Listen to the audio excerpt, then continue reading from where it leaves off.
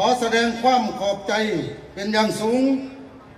มายังทานผู้ว่าราชการจังหวัดมุกดาหารประธานในพิธีเปิดงานทานนายกเหล่ากษัตริย์จังหวัดมุกดาหารและเจ้าหน้าที่ทุกภาคส่วนที่ได้ให้การเสื่อเซินและต้อนรับคณะผู้แทนแขวงสนเขตของพวกข้าพเจ้าอย่างอบอุ่นมาณโอกาสนี้เฮียนทานยิ่งทันไส้ที่นับถือและหักแพง